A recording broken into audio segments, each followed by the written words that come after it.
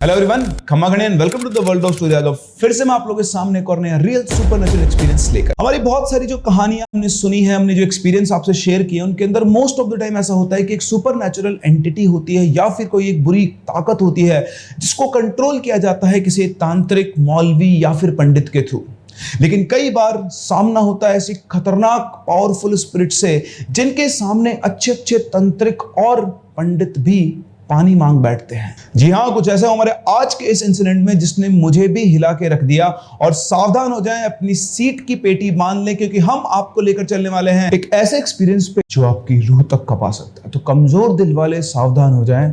अगर आपको डर लगता है तो इस स्टोरी को पूरा बिल्कुल भी ना देखें, क्योंकि आज का ये इंसिडेंट जो है वो आपके होश उड़ा देगा और ये प्रूव कर देगा कि अगर आपके सामने कोई पावरफुल खतरनाक आत्मा आ जाए वो आपका कितना बुरा हाल कर सकती है। और वो कहते हैं ना कि बुरी शक्ति चाहे कितनी ताकतवर क्यों ना हो, उसे उस परम शक्ति के सामने झुकना ही पड़ता है। और कैसे एक खतरनाक वायलेंट स्पिरिट को कंट्रोल किया गया वो आपको जानने को मिलेगा आज की स्टोरी के अंदर। कहानी में आगे बढ़े उससे पहले अगर आपके पास वैसे कोई रियल स्टोरी या फिर कोई सुपरनेचुरल एक्सपीरियंस है तो आप हमारे साथ शेयर कर सकते हैं हमारी इन दी गई आईडीज के ऊपर। इसी के साथ साथ आप चाहे चैनल पर नए हो या पुराने, अगर आपने चैनल को सब्सक्राइब नहीं किया है तो प्लीज चैनल को सब्सक्राइब करें, क्योंकि आपका सब्सक्रिप्शन ही हमारा मोटिवेशन है। हमें ये मोटिवेट करता है आपके लिए और ज्यादा थ्रिलिंग स्टोरीज और वर्सेटाइल कंटेंट बनाने के लिए। और आज का हमारा जो एक्सपीरियंस है हमारे साथ शेयर किया है विष्णु ने, जो कि इनकी कॉलेज फ्रेंड वैशाली के साथ हुआ था, जो बिलोंग करती है ओडिशा के पुरी डिस्ट्रिक्ट से।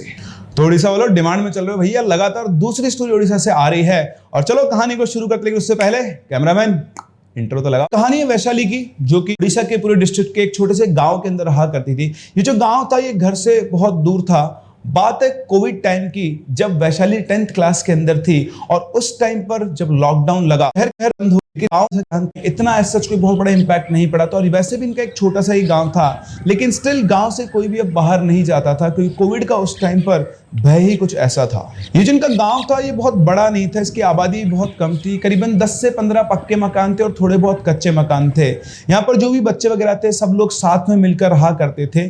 और कोविड टाइम पर भी ऐसा नहीं था कि बच्चे आपस में नहीं मिल रहे थे। इवन जो लोग शहरों के लोग थे वो भी गाँव पहुंच गए थे, क्योंकि वहां पर ऐसे कोई रिस्ट्रिक्शंस नहीं थे और खुली हवा में वो लोग सांस ले सकते थे। तो वैशाली के घर में उसका भाई और उसके पेरेंट्स रहा करते थे। उन्हीं के जस्ट पास में उनके ताऊजी, जिनका नाम रवि था, उनका घर था। रवि की कोई संतान नहीं थी, क्योंकि 10 साल पहले उसकी बीवी की डेथ हो गई थी। तो रवि और जो वैशाली की दादी है, मतलब उनकी रवि की मदर, ये सब दोनों साथ में रहा करते थे उसी घर के अंदर। मदर साथ इसलिए रहते थे ताकि वो रवि की देखभाल कर पाए। तो एक दिन शाम 7 बजे की बात है, उस दिन गांव में दिन भर लाइट नहीं आई थी, गर्मी भी बहुत हो रही थी। तो 7 बजे के आसपास वैशाली अपनी मम्मी और अपने भाई के साथ अपने ताऊजी के घर पे जाती है। इनके ताऊजी के घर के बाहर एक अच्छा सा बड़ा सा एरिया था, गार्डन टाइप का, घास वगैरह उसमें लगी हुई थी। वहां पर और भी बच्चे थे और वहीं पर दादी बैठी हुई थी। तो वैशाली भी वहीं पर जाकर बैठ गई। वहां जो भी बच्चे बैठे हुए थे, अब आप जानते हैं शाम को 7 बजे के आसपास तो वैसे ही गांव के अंदर थोड़ा अंधेरा जल्दी हो जाता है। तो थोड़ी सी शाम ढल चुकी थी। तो बच्चे दादी से बोलते कि दादी कोई भूत वगैरह की कहानी सुनाओ ना, बहुत दिनों के सुने हुए। तो वो दादी बोलती क्या बेटा, तुम लोग बैठते ही भूत की कहानी करना शुरू कर देते हो। भगवान की कहानी सुनो, राम की कहानी सुनो, जिससे तुम्हें कुछ सीख भी मिलेगी। दादी आप भी ना, चलो सुनो मैं सुनाती हूँ भूत की कहानी। तो जो वैशाली थी ना, तो उसको भूत की कहानी सुनने में कोई इंटरेस्ट था और ना ही उन चीज़ों के ऊपर विश्वास था। तो उसने बोला कि तुम ही सुनो बकवास भूत की कहानी, मैं तो उधर साइड में जाके अपना कपिल शर्मा शो देख रही हूँ। तो इस तरह उनकी कहानियों का सिलसिला चलता रहा और यहाँ पर वैशाली अपने फोन के अंदर कॉमेडी शो देख रही थी। 1 घंटा 2 घंटा, करीबन 3 साढ़े 3 घंटे गुजर चुके थे। रात के 10 साढ़े 10 बज गए थे। लाइट आने का भी नाम नहीं था। खाना वाना वो लोग सब खा चुके थे, गांव में सब फ्री थे, कुछ करने को सच काम भी नहीं था। सो अपनी अपनी बातें कर रहे थे। इधर उनसे थोड़ा सा डिस्टेंस पर अकेली वैशाली बैठी हुई थी और अपने फोन के अंदर वो कॉमेडी शो देख रही थी। आसपास के एरिया से जानवरों की आवाजें आ रही थी। तो नॉर्मल था, गाँव के अंदर रात के टाइम, छोटा सा गाँव में आसपास जंगल रहता है, जानवरों की आवाजें आती। वैशाली बैठी बैठी अपने फोन के अंदर शो देख रही थी। चलो फील तेज हवा का झोंका उसके पास से गुजरा है, कुछ बहुत ही ठंडा सा उसके शरीर को क्रॉस करके बाहर निकला है। जैसे वो फीलिंग उसके शरीर से बाहर निकल, उसको आते हो पीछे घूम के देखते, तो पीछे घूम के देखते तो काला सा चेहरा बिल्कुल से दौड़ता हुआ उसके चेहरे के पास में आता है। बहुत तेज मूंछ आ जाती है। अपने गर्दन को थोड़ा सीधा करते उसको लगता है किसी चीज का बहुत भारी, उसका सिर बहुत तेज भारी हो गया था, जैसे उसने कोई नशा कर लिया हो। एकदम से उसके पैरों के ऊपर बहुत तेज प्रेशर फील होता है, उसके पैरों के ऊपर कोई बैठ गया। वो कुछ समझ पाती है, सोचती है, फिर उसके दिमाग में आता है कि बहुत देर हो गई उसको बैठे बैठे, शायद उसका पैर सुन्न हो गया है, सो गया है। टाइम भी देखती तो करीबन रात के 11:45 बज चुके थे। हो सकता है नींद की वजह से उसे ऐसा फील हो रहा है। उसने किसी से कुछ भी नहीं कहा। वो उठी, अपनी मम्मी के पास गई और बोलती कि मम्मी थकान बहुत हो रही है, नींद आ रही है, मैं घर जा रही हूँ। चल बेटा 11 बज गए, हम लोग भी चलते हैं, अब सोने का टाइम हो गया है। घर पहुंचकर वैशाली अपने रूम में बेड पर लेट जाती है। तो उसके रूम में 2 बेड थे, एक उसका और एक उसके भाई का। दोनों जो गांव में छोटी हाइट के बेड होते हैं वही बेड थे। उसके ऊपर जाकर लेट जाती है और लेटते उसे नींद आ जाती है। रातों करीबन 2 बजे के आसपास उसकी आंख खुलती है एक सेंसेशन से। उसको ऐसा लगा था कि उसके पैर को पकड़े कोई काट रहा है। उसको लगा नींदों में उसको ऐसा फील हो, उसने 2-3 बार पैर झटका, लेकिन अब भी बार बार से फील था कि उसका पैर काट रहा है। उसने आंख खोली और अपने पैर की तरफ देखा, उसकी जान हलक में आ गई। उसके पैरों के पास एक औरत काले कपड़े पहने बैठी हुई थी। उसने अपना चेहरा घूंघट से ढका हुआ था और वो वैशाली के पैर को पकड़कर काट रही थी। वैशाली की आंखें साफ साफ उसको देख पा रही थी। वो चिल्लाना चाह रही थी पर उसके गले से आवाज नहीं निकल रही थी। वो कोशिश कर रही थी अपने पैर को हिलाने के लिए, ऐसा लगता उसका पैर फ्रीज हो गया है। तभी अचानक से हवा का एक झोंका आता है और उस औरत का घूंघट उतर जाता है। उसका चेहरा देखते हुए वैशाली के पूरे चेहरे के ऊपर दहशत फैल जाती है। उसे ऐसा लग रहा था कि वो मर ही जाएगी। उसे इतना तेज डर लगा। उस औरत का जो चेहरा था, उसकी बिल्कुल लाल आंखें थी, बिल्कुल डार्क काला सा चेहरा था और उसकी गर्दन के ऊपर चाकू के बहुत सारे निशान थे। उसको देखकर ऐसा लग रहा था कि जैसे उसकी गर्दन को किसी ने चाकू से काट दिया। इतना डर, इतना एड्रेनलिन का रश में बेहोश हो जाती है। और करीबन सुबह 11 बजे के आसपास उसकी मम्मी उसे उठाने आती है। उसकी मम्मी उसे आवाज दे रही थी कि वैशाली उठ जा, 11 बज गए, कब तक सोती रहेगी। उसको 3-4 बार आवाज दी।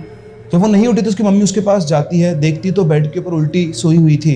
उसकी मम्मी जाकर क्या कर रही है, 11 बज गए, क्या कुंभकर्ण की तरह सोने में लगी हुई है। उनके इतना कहते हुए वैशाली एकदम से पलटती है और नींदों के अंदर कुछ बड़बड़ाने लग जाती है। वो बिल्कुल भी होश में नहीं थी। उसकी मम्मी उसको चिल्लाती है और उसके पापा और भाई को आवाज लगाती है। वो दोनों आते हैं, उसको उठाने की कोशिश करते हैं, लेकिन वो बिल्कुल भी होश में नहीं थी और वो उसको उठाने की कोशिश करते बीच में बड़बड़ा रही थी, मार दूंगी, इस घर का नाश कर दूंगी, तुम सब मेरे गुलाम बनोगे, मार दूंगी, मार दूंगी। ये सब चलता है शाम को 4 बजे तक। वो सब यही देखते रहते, क्या कुछ समझ में नहीं आ रहा किसी को भी। तो अभी 4 बजे के आसपास अचानक से वैशाली को होश आता है। वो उठ बैठती है। उसकी आंखें बिल्कुल जैसे खून सारा उसकी आंखों में उतर आया हो। उसकी आंखों के नीचे काले काले सर्कल पड़ गए थे, डार्क सर्कल्स, एक ही रात के अंदर। वो उठती है और उठते ही बोलती है उसी आवाज के अंदर, भूख लगी है, भूख लगी है, मुझे मांस खाना है। इतना बोलते ही उठ के सीधा किचन की तरफ दौड़ पड़ती है। उसके पीछे पीछे सारे घर वाले पहुंचते हैं और वहां जाकर वो जो मंजर देखते हैं, सबके पैरों तले जमीन खिसक जाती है। वहां किचन में किचन की स्लैब के ऊपर बैठकर वैशाली घर के अंदर कच्चा चिकन आया हुआ था, काली थैली में जो आता, उसको फाड़ दिया था उसने और ऐसे चिकन के कच्चे पीस को हड्डी समेत वो खा रही थी। वो उस टाइम पर इतनी डरावनी लग रही थी कि घर में किसी की भी हिम्मत नहीं थी कि उसके पास भी फटक पाए। सबकी आत्मा सिर उठ चुकी थी कि ये क्या देख रहे हैं, ये लोग भी नहीं किया था। और जिस तरह से वो चिकन को लगातार खाए जा रही थी, किसी में दम नहीं था। इन सब के चीखने चिल्लाने की आवाज सुनकर पड़ोसी भी आसपास के घर के अंदर आ गए थे और उन सब ने मिलकर हिम्मत करके कहीं वैशाली को पकड़ने की कोशिश की। लेकिन आपको क्या लगता है उसको पकड़ना इतना आसान था? जो भी कोई उसके पास में जाता हो उसको बोलती, हट जा कुत्ते, मार दूंगी, मसल दूंगी तेरी मच्छर की तरह, चला दे यहाँ से। और एक धक्का मार के जो हट्टे कट्टे इंसान थे उनको भी वो दूर दूर फेंक रही थी। पता नहीं उसके अंदर ऐसी सुपरनेचुरल पावर कहां से आ चुकी थी। ये सब देखकर उसकी दादी बोलती कि इसके ऊपर तो कोई ऊपरी छाया, बेटा जा जल्दी से गंगा जल लेकर आ। उसका छोटा भाई भाग के मंदिर में जाता है और वहां से गंगा जल लेकर आता है।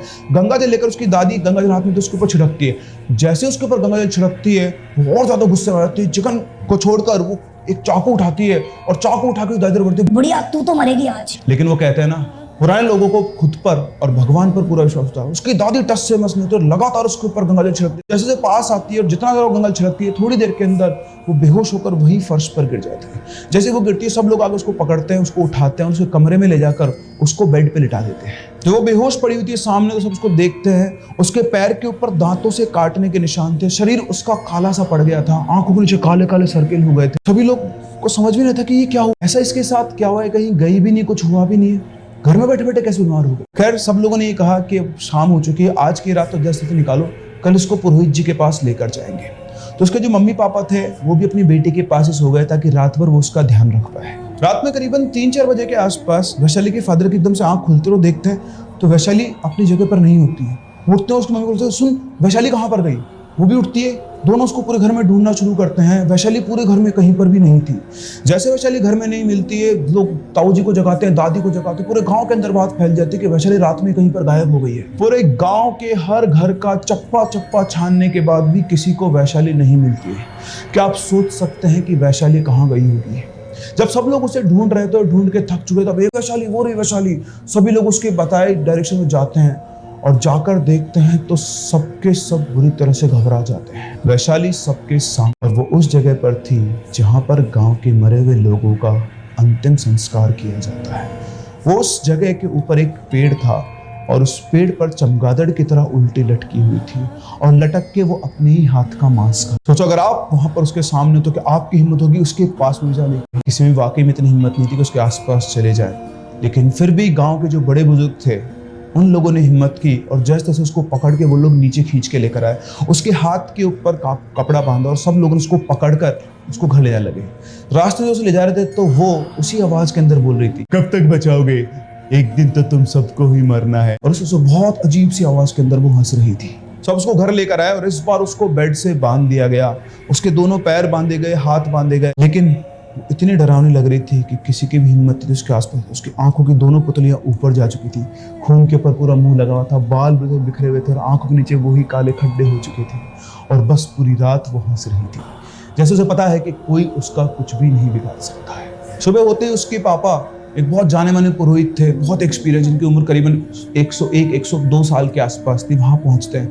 वहां पहुंचते ही पुरोहित जी बोलते हैं, बेटा बड़ी देर कर दी तूने आने में, तुझे तो कल ही आ जाना चाहिए था। मैं बूढ़ा आदमी हूँ, मैं चल के तेरे पास नहीं आ सकता था, बस तेरा इंतजार ही कर सकता था। अब तू आ गया है, मुझे वहां पर लेकर चल। तो उसके पापा उनकी बात सुनते ही तो आश्चर्य, फिर सादा रोने लग जाते कि बाबा मैं क्या करूं, मुझे तो कुछ समझ नहीं आ रहा, बेटी अच्छी खासी थी, एक ही रात में ऐसा क्या हो गया कि बीमार हो गई। बाबा बोलते तो रो मत, हिम्मत रख और मुझे वहां पर लेकर चल। तो वैशाली बाबा बोलते हाँ बाबा चलिए जल्दी से घर चलिए। बोलते घर नहीं, तेरी बेटी आखिरी टाइम जब ठीक थी तब वो कहाँ थी, मुझे वहां लेकर चल। तो ये जो भी कुछ सब कुछ हुआ था, इससे उनके पापा को पता लग गया था कि ये सब जिस दिन शुरू हो से एक रात पहले 11 बजे तक ये लोग इनके भाई के घर के बाहर जो बरामदा है, गार्डन है, उसके अंदर बैठे हुए। तो बोला ठीक है बाबा मेरे साथ चलिए, मेरे भाई के घर के बाहर जो बरामदा है उसी में ये लोग उस रात बैठे हुए थे। तो बाबा और इनके फादर दोनों इनके ताऊजी घर के वहां पहुंचते हैं। वहां पहुंचकर बाबा चारों तरफ इंस्पेक्शन करते हैं और एक जगह पर जाकर बोलते हैं, बेटा दिक्कत यहीं पर है और आज नहीं कई सालों से है, एक काम करो इस जगह की मिट्टी उठाकर रख लो और अब मुझे बच्ची के पास लेकर चलो। इसके बाद वो लोग वैशाली कमरे में पहुंचते हैं जहां पर वैशाली को उस बेड से बांधा हुआ था। बाबा वहां पहुंचकर अपना आसन बिछाते हैं और आसन बिछाकर उसकी मम्मी को बोलते हैं कि बच्ची को खोल दो, ये बहुत चालाक आत्मा है, मेरे आते ही शरीर छोड़कर भाग गई है, इसको वापस इसके शरीर में बुलाना पड़ेगा। वैशाली को उसकी मम्मी खोलती है और खोलते वैशाली बाबा के सामने, बाबा वो बहुत डरावनी बाबा, वो बोलती कि वो मुझे मार देगी और मेरे परिवार को भी मार देगी। तो बाबा बोलते हैं बेटा तू चिंता मत कर, बालाजी महाराज सब कुछ ठीक कर देंगे और तुम सब लोग ये ध्यान रखना, ये आत्मा बहुत खतरनाक है, कोई भी बीच में नहीं पड़ेगा, चाहे कुछ भी हो जाए, वरना तुम में से ये किसी को भी नुकसान पहुंचा सकती है। बाबा अपना मंत्र जाप शुरू करते हैं और जैसे वो मंत्र जाप शुरू, थोड़ी देर के अंदर वो जो मिट्टी वो लाए थे उस गार्डन से वहां सामने रखी हुई थी, वो जो लाल मिट्टी थी वो एकदम से पूरी मिट्टी काली पड़ जाती। पास में ही वैशाली लेटी हुई थी, अचानक से वो उठ खड़ी होती है, सीधी खड़ी होती है और खड़ी होकर इस तरह से बाबा की तरफ गुस्से में देखती है, उसका चेहरा डरावना सा, और उसके बाद वो उस बाबा के चारों तरफ चक्कर काटना शुरू कर देती है। कमरे में जितने भी लोग थे उनके लिए ये एक अनबिलीवेबल सीन था, सब कोनों के अंदर चिपके हुए थे, सबको डर लगता कहीं हमारे पास ना आ जाए, लेकिन वो बस तेज तेज तेज तेज उस बाबा के चक्कर काट रही थी। इधर बाबा जी उससे बोलते हैं कि कौन है तो दुष्टी डायन, इतनी छोटी बच्ची का इतना बुरा हाल कर रखा है, छोड़ दे इसके शरीर को वरना मैं तेरा बहुत बुरा हाल करूंगा। उधर वैशाली जोर जोर से, बुड्ढे तेरे मंत्रों का मुझ पर कोई असर नहीं होने वाला है, जब मैं जिंदा थी तो मैंने बहुत सिद्धि और पूजा पाठ किया है, कुछ दिनों में तो तू वैसे भी मरने वाला है, क्यों मेरे हाथ से मरना चाहता है। इधर बाबा भी हार मानने वाले नहीं थे, वो अपना मंत्र जाप पूरा कर रहे थे। अभी तक जो वैशाली उनके चारों तरफ घूम रही थी अचानक से उनके सामने रुकती है और उनके सामने आकर बैठ जाती है। दैट मीन्स कि उन बाबा ने उसको थोड़ा बहुत तो कंट्रोल कर लिया था। अब सामने बैठते ही बाबा उससे पूछते हैं कि बता कौन है, तू क्या चाहती है, इस बच्ची के शरीर को छोड़ दे, अगर तेरी कोई इच्छा है तो मैं तेरी इच्छा पूर्ति करवा दूं। तो वैशाली इस बार फिर से बोलती है, लेकिन इस बार वो उस डरावनी आवाज में नहीं, एक नॉर्मल आवाज में बोलती है, लेकिन ये आवाज वैशाली की नहीं होती है। वो कहती है, चाहती तो मैं एक मानव बलि हूं और वो तो मैं लेकर रहूंगी, परसों अमावस्या, और मैं कौन हूं ये लोग मेरी आवाज सुनकर पहचान ही गए होंगे। ये कहते हुए उसका इशारा वैशाली की फैमिली की तरफ था और उसके इतना बोलते ही उसकी दादी बोलती है, हे राम, ये तो मनीषा है, रवि की बीवी। उनके इतना बोलते ही वो स्पिरिट वहां से भाग जाती है और वैशाली बेहोश हो जाती है। उधर उसकी दादी बाबा कैसे बोलती है कि ये तो मनीषा है, इसकी तो 10 साल पहले मौत हो गई थी, इसने आत्महत्या की थी। बाबा ये बात सुनते हैं और बोलते हैं कि आप अपने बेटे को बुलाओ, बाकी जानकारी मैं उसी से लूंगा। रवि यानी वैशाली के ताऊ वहां पर आते हैं, वहीं थे, वो आगे निकल कर आते हैं और रोने लगते हैं, बोलते हैं कि जीते जी इस औरत ने मेरी जिंदगी हराम कर रखी थी, मरने के बाद भी 10 सालों तक ये मुझे परेशान करती रही और अब ये इस छोटी बच्ची को परेशान कर रही है। देख लिया माँ तुम्हारी पसंद को, तुम ही पसंद करके लेकर आई थी ना इसको। और इसके बाद रवि ने सारा किस्सा बताना शुरू किया कि 15 साल पहले वो एक लड़की से प्यार करता था और वो उसी से शादी करना चाहता था। घर वालों से जब उसने उस लड़की के बारे में बात की तो घर वालों ने बोला कि नहीं, इस लड़की से तेरी शादी नहीं हो सकती है, क्योंकि जब उन्होंने इनकी कुंडली मिलान की तो इनकी कुंडली के बहुत कम गुण मिल पाए थे। उन्होंने कहा कि शादी, ये जो जोड़ियां होती है शास्त्रों से बनती है, तुम्हारे कुंडली का मिलान नहीं हो रहा है, इसलिए तुम्हारी शादी नहीं हो सकती, वरना तुम्हें जिंदगी भर एक दूसरे को परेशान करते रहोगे या फिर खुद परेशान होते रहोगे। रवि ने उनको बहुत समझाया लेकिन वो लोग नहीं माने। अल्टीमेटली उन्होंने कहा कि अगर तुझे शादी करनी है तो कर ले, हमें उसके बाद कभी दोबारा अपनी शक्ल मत दिखाना, हम तो आत्महत्या कर लेंगे, लेकिन तेरी लव मैरिज के बाद की बेइज्जती हम लोग नहीं सह पाएंगे। घर वालों के इस इमोशनल अत्याचार में फंसकर वो अपने इस रिलेशन को खत्म कर देता है और उसके बाद घर वाले उसके लिए एक लड़की ढूंढ कर लाते हैं जो कि पड़ोस के गांव से थी, जिसका नाम था मनीषा। और रवि और मनीषा की शादी कर दी जाती है। मनीषा के रंग ढंग शुरू से ही रवि को पसंद नहीं थे।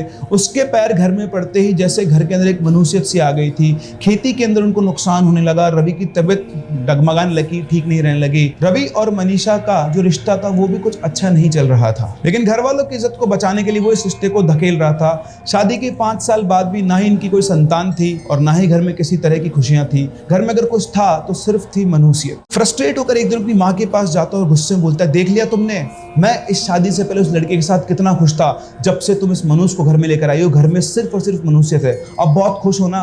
इस इंसिडेंट के 2 दिन बाद उसे पता चलता है कि जिस लड़की से वो प्यार करता था उसकी मौत हो गई है। वो पिछले कुछ 10-12 दिन से एकदम से बीमार हुई और 10-12 दिन के अंदर अंदर उसकी मौत हो गई। उसे कुछ समझ में नहीं आया, लेकिन वो क्या कर सकता था। वो इसे अपनी डेस्टिनी मानकर इस रिश्ते को धकेल रहा था। उसे लग रहा था कि अब उसका जीवन यही है, उसे इसी चीज के अंदर घुटते रहना है। एक दिन की बात है, एक कहो रात की बात है। रात को 2 बजे के आसपास रवि की आंख खुलती है तो वो देखता है कि मनीषा उसके पास में नहीं थी। उसको लगता है कि रात के टाइम पर कहाँ गई होगी 2 बजे। वो उठता है और उसको चुपचाप पूरे घर के अंदर ढूंढना शुरू करता है। रवि उसके पूरे घर में ढूंढता है लेकिन उसको मनीषा कहीं पर भी नहीं मिलती। फिर वो चुपचाप दबे पांव छत की तरफ जाता है क्योंकि वहां से उसे कुछ हलचल महसूस हो रही थी। वो सीढ़ी से छुपकर देखता है तो छत के बीच में मनीषा बैठी हुई है।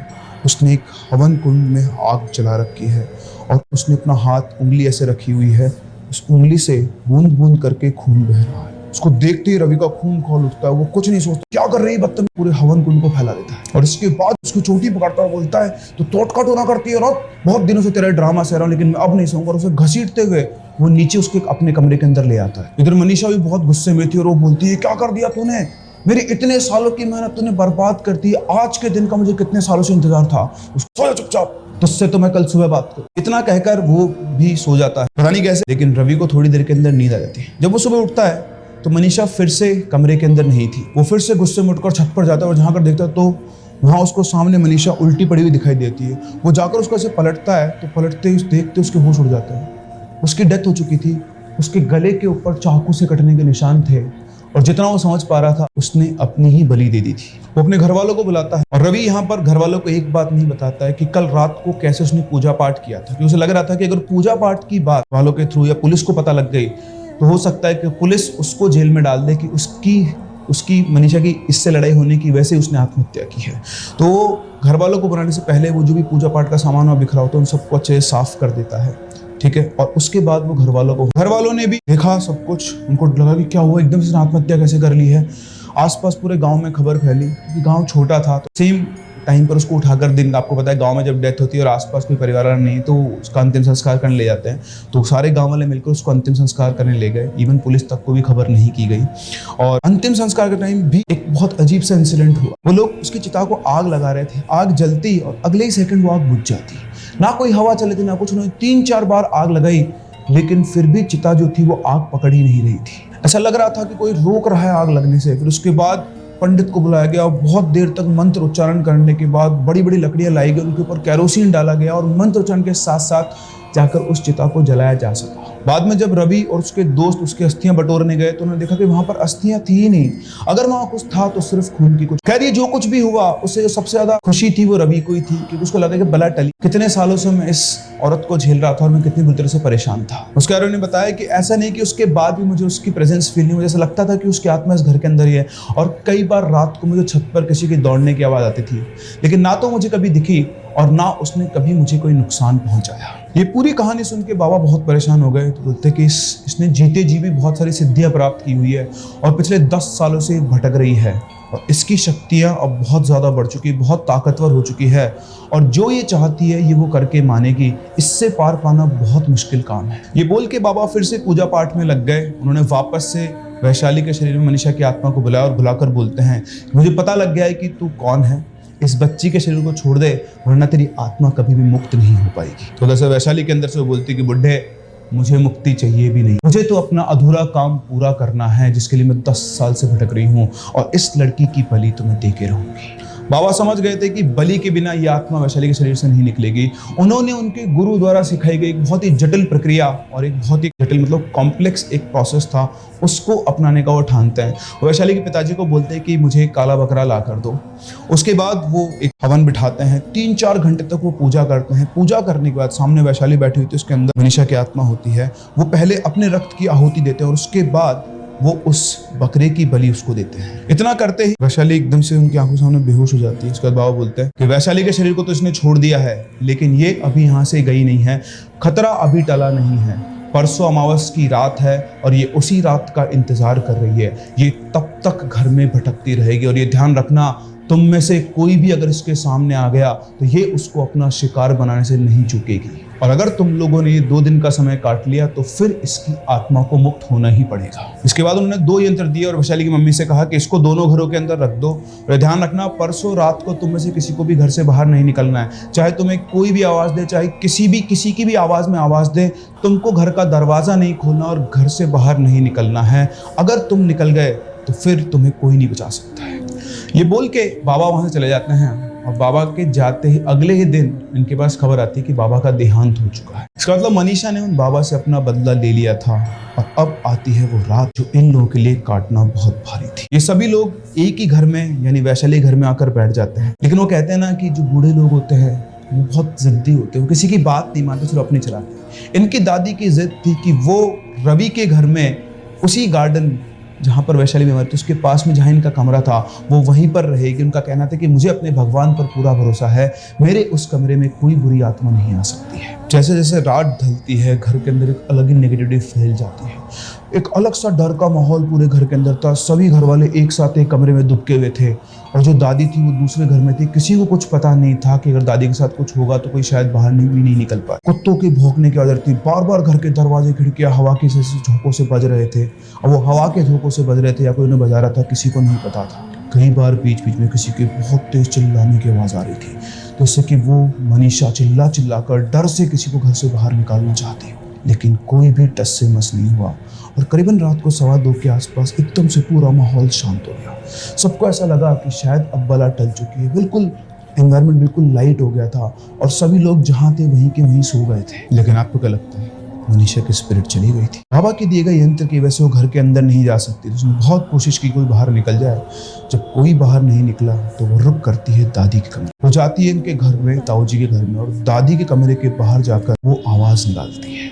दादी सोई हुई थी, उनको सोते एकदम से आवाज़ आती है, ध्यान सुनती है तो उनको वैशाली की आवाज़ आती है। वैशाली वहाँ से बोलती है, दादी मुझे बचाओ, दादी ये मनीषा मुझे घर से बाहर ले आई, उसने बाकी घर वालों को घर में बंद कर दिया, दादी मुझे बचा लो, ये मुझे मार देगी, दादी मुझे बचा लो, दादी मुझे बचा लो। ये सुनकर दादी घबरा जाती है और घबरा कर वो घर का गेट खोलती है। गेट खोलते हुए एकदम से बिल्कुल ठंडी हवा का झोंका आता है और सामने एक काली सी परछाई होती है।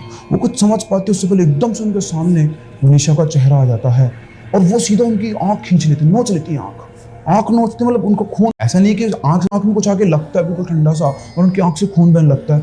वो तो घबरा जाती है, चारों तरफ देखती है वैशाली कहीं नहीं थी और फटाफट से पीछे होकर अपने कमरे के अंदर जाकर गिर जाती है। दर्द के मारे वो चिल्ला रही थी और सामने वो काली परछाई उस गेट पर खड़ी हुई थी, लेकिन क्योंकि उस कमरे में मंदिर था तो वो उस कमरे के अंदर नहीं आ पा रही थी। दादी की चीखने चिल्लाने की आवाज़ पूरे घर के अंदर गूंज रही थी, लेकिन सब लोगों को यही लग रहा था कि ये वो मनीषा कर रही है। सुबह तक दादी अपने कमरे के अंदर तड़पती रही और बाहर मनीषा उनका इंतजार करती रही। सुबह जब उठ के इनके घर वाले वहाँ पर आए पहुँचे तो उनके होश उड़ गए कि दादी की एक आंख से खून लग रहा था, खून निकल रहा था और वो तड़प रही थी। उनको उठा के हॉस्पिटल लेकर जाते हैं। उनकी एक आंख तो हमेशा के लिए चली गई थी, लेकिन उसके अलावा बिल्कुल ठीक थी। और इस तरह से उस एक बुरी आत्मा ने इस घर के मेंबर्स को नुकसान पहुँचाने की कोशिश की, लेकिन वो सिर्फ अगर कुछ नुकसान कर पाई तो उन बाबा का और दादी का। दादी की एक आंख हमेशा के लिए चली गई, लेकिन उनका पूरा परिवार बच गया। उस दिन के बाद से वैशाली को कभी कोई प्रॉब्लम नहीं हुई। 4 साल गुजर चुके हैं, अब वैशाली कॉलेज के अंदर है। वो बाबा जिनको बचाने आए थे इस परिवार को, उनकी खुद की इस पूरे प्रोसेस के अंदर मौत हो गई, लेकिन वो अपना काम वहां पर पूरा करके अब वैशाली रोजाना भगवान जी की मतलब बालाजी महाराज की पूजा करती है। हनुमान जी ने उसके घर को इस तरह से बचाया और इसी तरह से हनुमान जी आपकी और आपके पूरे परिवार की रक्षा करते रहे, यही मेरी हनुमान जी से विनती है। और आई होप आप लोगों को ये कहानी से सीखने को मिला होगा कि बुरी ताकत चाहे कितनी भी ताकतवर हो, भगवान की ताकत के सामने वो झुकती जरूर है। इस इंसिडेंट के अंदर कुछ ऐसे एक्सपीरियंसेस थे जो कि अनएक्सप्लेनेबल है। ऐसा कैसे हो सकता है कि एक एंटिटी किसी को फिजिकल चोट पहुंचे, उसे आंख तक फोड़ दे। लेकिन कभी कभी ऐसी पावरफुल एंटिटीज शायद हो सकती है, क्योंकि जिस फैमिली के साथ एक्सपीरियंस हुआ उन्होंने हमारे साथ ये शेयर किया है। आपको क्या लगता है, क्या वाकई में कुछ लोग जो ऐसी सिद्धि प्राप्त कर लेते हैं और उनकी कोई इच्छा पूरी नहीं हो पाती है तो मरने के बाद वो इतने पावरफुल हो जाता है? अपने व्यूज मुझे कमेंट सेक्शन में जरूर बताएं। हम लोग मिलते हैं अपनी अगली कहानी में, तब तक के लिए keep loving and keep listening और चैनल को सब्सक्राइब करना बिल्कुल